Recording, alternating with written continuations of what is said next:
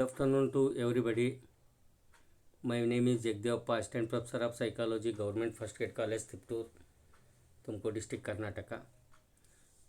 So,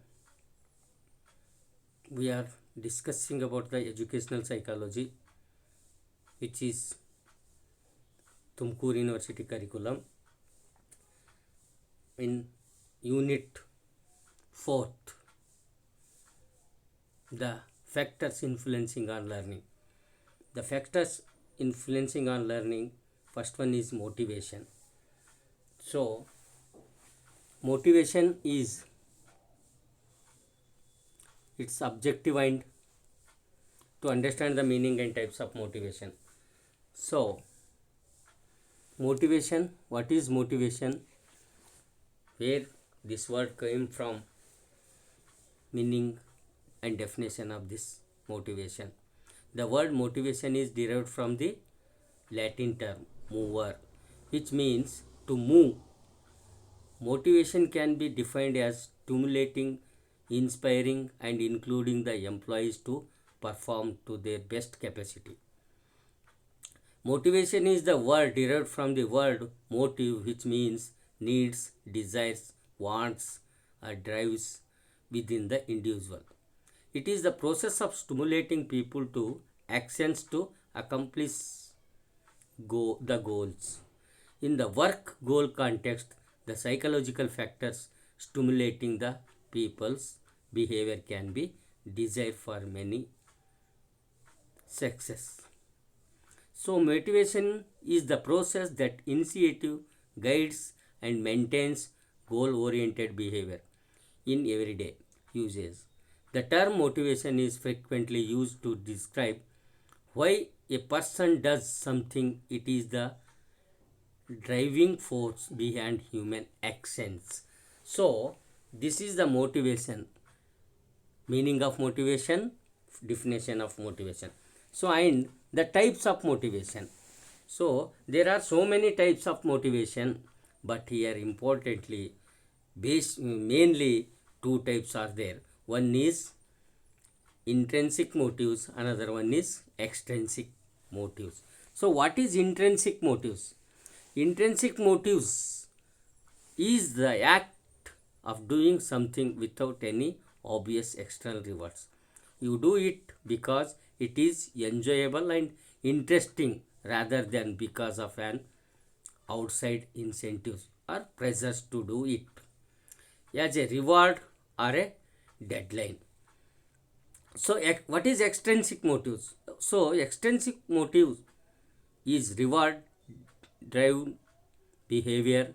In extrinsic motive, rewards or other incentives like prize, fame, money are used as a motivation for specific activities. Unlike intrinsic motivation, external factors derive this form of motivation.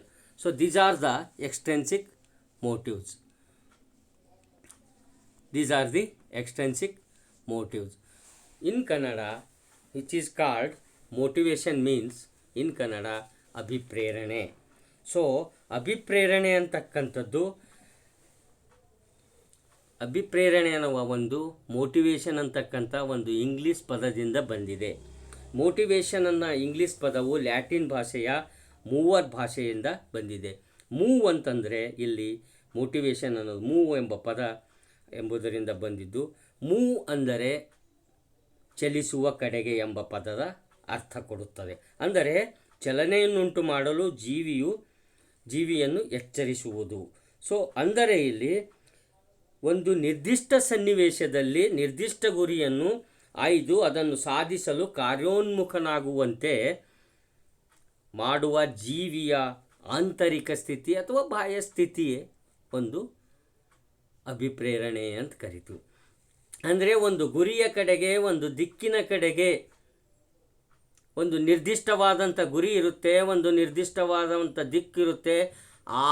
ಆ ಕಡೆಗೆ ಒಂದು ನಿರ್ದಿಷ್ಟವಾದ ದಾರಿಯ ಕಡೆಗೆ ಆ ಒಂದು ಕಾರ್ಯೋನ್ಮುಖನಾಗ್ತಕ್ಕಂಥ ಒಂದು ಒತ್ತಡ, ಫೋರ್ಸ್ ಮಾಡ್ತಕ್ಕಂಥದ್ದೇ ಒಂದು ಅಭಿಪ್ರೇರಣೆ. ಈ ಒಂದು ಪ್ರಕ್ರಿಯೆನೇ ಅಭಿಪ್ರೇರಣೆ ಅಂಥೇಳಿ ಹೇಳ್ಬೋದು.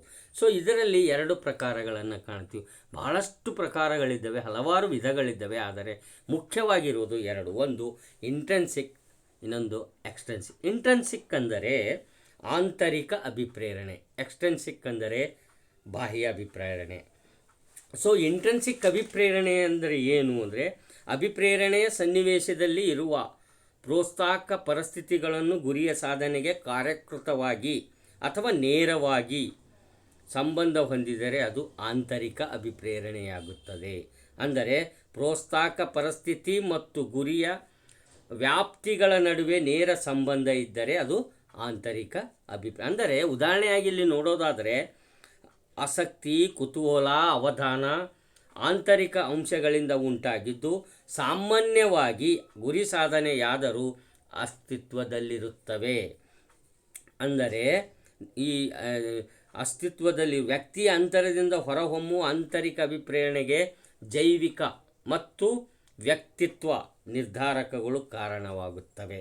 ಇಂದು ಬಾಹ್ಯ ಅಭಿಪ್ರೇರಣೆಗಿಂತ ಹೆಚ್ಚು ಪ್ರಭಾವಿತ ಜೀವಿಯ ಮೇಲೆ ಹಿಡಿತ ಹೊಂದಿರುವ ಸಹಜ ಪ್ರವೃತ್ತಿಗಳು, ಸಂವೇಗಗಳು, ಇಚ್ಛೆಗಳು, ಹಸಿವು, ಬೇಡಿಕೆ ಮುಂತಾದವುಗಳು ಆಂತರಿಕ ಅಭಿಪ್ರೇರಣೆಗಳಲ್ಲಿ ಸೇರುತ್ತವೆ. ಅಂದರೆ ಅನುಭವಗಳು ಹೆಚ್ಚಾದಂತೆ ಬಾಹ್ಯ ಪರಿಸರದ ಅನ್ವಯದಲ್ಲಿ ಇವುಗಳು ಬದಲಾಗುವುದರಿಂದ ಕಲಿಕೆ ಏರ್ಪಡುತ್ತದೆ. ಅಂದರೆ ಬಾಹ್ಯ ಪರಿಸರಕ್ಕೆ ಜೀವಿ ಹೊಂದಿಕೊಳ್ಳಲು ಬೇಕಾದ ಕಲಿಕೆಯನ್ನು ಆಂತರಿಕ ಅಭಿಪ್ರೇರಣೆಗಳು ಒದಗಿಸುತ್ತವೆ. ಅಂದರೆ ಹಸಿವಾದಾಗ ದಾಹ, ಲೈಂಗಿಕ ಪ್ರವೃತ್ತಿ, ದುಃಖ, ಆಯಾಸ, ನಿರಾಸೆ, ಅಸಹಾಯಕತೆ, ಸೋಲು ಮುಂತಾದವುಗಳು ಮಾನವನು ನಿರ್ದಿಷ್ಟ ಕ್ರಿಯೆ ಅಥವಾ ವರ್ತನೆಗಳನ್ನು ತೋರಲು ಪ್ರೇರೇಪಿಸುತ್ತವೆ ಅಂತ ಹೇಳ್ಬೋದು. ಇವೆಲ್ಲ ಆಂತರಿಕ ಅಭಿಪ್ರೇರಣೆಗೆ ಸಂಬಂಧಪಟ್ಟ, ಅಂದರೆ ಇಂಟ್ರೆನ್ಸಿಕ್ ಮೋಟಿವ್ಸ್. ಇನ್ನು ಎಕ್ಸ್ಟ್ರೆನ್ಸಿಕ್ ಮೋಟಿವ್ಸ್ ಅಂದರೆ ಅಭಿಪ್ರೇರಣೆಯ ಸನ್ನಿವೇಶದಲ್ಲಿ ಇರುವ ಪ್ರೋತ್ಸಾಹಕ ಪರಿಸ್ಥಿತಿಗಳು ಗುರಿ ಸಾಧನೆಗೆ ಕೃತ್ರಿಮವಾಗಿ ನೇರವಾಗಿಲ್ಲದೆ ಸಂಬಂಧ ಹೊಂದಿದರೆ ಅದು ಬಾಹ್ಯ ಅಭಿಪ್ರೇರಣೆಯಾಗುತ್ತದೆ. ಅಂದರೆ ಪ್ರೋತ್ಸಾಹಕ ಪರಿಸ್ಥಿತಿ ಮತ್ತು ಗುರಿಯ ವ್ಯಾಪ್ತಿಗಳ ನಡುವೆ ಕೃತ್ರಿಮ ಸಂಬಂಧ ಇದ್ದರೆ ಅದು ಬಾಹ್ಯ ಅಭಿಪ್ರೇರಣೆಗೆ ಒಳಪಟ್ಟಿರುತ್ತದೆ. ಉದಾಹರಣೆಯಾಗಿ ಹೇಳೋದಾದರೆ ಇಲ್ಲಿ ಬಹುಮಾನಕ್ಕಾಗಿ ಕೆಲಸ ಮಾಡುವುದು, ಪ್ರಶಂಸೆ ಮತ್ತು ಹೊಗಳಿಕೆಗಾಗಿ ಉತ್ತೀರ್ಣವಾಗುವುದು. ಇಲ್ಲಿ ಅಭಿಪ್ರೇರಣೆಯು ಬಹುಮಾನ, ಹೊಗಳಿಕೆ, ಶಿಕ್ಷೆ, ಸ್ಪರ್ಧೆ ಮುಂತಾದ ಬಾಹ್ಯ ಅಂಶಗಳಿಂದ ಉಂಟಾಗಿದ್ದು ಸಾಮಾನ್ಯವಾಗಿ ಗುರಿ ಸಾಧನೆಯಾಗುವವರೆಗೂ ಮಾತ್ರ ಅಸ್ತಿತ್ವದಲ್ಲಿ ವ್ಯಕ್ತಿಯ ಹೊರ ಪ್ರಪಂಚದ ಪರಿಸ್ಥಿತಿಗಳಿಂದ ಉಂಟಾಗುವ ಬಾಹ್ಯ ಅಭಿಪ್ರೇರಣೆಗೆ ಸಾಮಾಜಿಕ ಪರಿಸರ ನಿರ್ಧಾರಕಗಳು ಕಾರಣವಾಗುತ್ತವೆ ಅಂತ ಹೇಳಬಹುದು. ಇದು ಆಂತರಿಕ ಅಭಿಪ್ರೇರಣೆಯಷ್ಟು ಪ್ರಭಾವಿತವಲ್ಲ. ಜೀವಿಯ ಮೇಲೆ ಆಂತರಿಕ ಅಭಿಪ್ರೇರಣೆಗಳಷ್ಟು ಹಿಡಿತ ಹೊಂದಿರದ ಸಾಧನೆ, ಅಧಿಕಾರ, ಬಹುಮಾನ, ಪ್ರಶಂಸೆ ಈ ಮುಂತಾದವುಗಳು ಬಾಹ್ಯ ಅಭಿಪ್ರೇರಣೆಗಳಲ್ಲಿ ಸೇರುತ್ತವೆ. ಆದರೆ ಕಲಿಕೆಯ ಮೇಲೆ ಇವುಗಳು ಕೂಡ ಸಾಕಷ್ಟು ಪ್ರಭಾವ ಬೀರುತ್ತವೆ.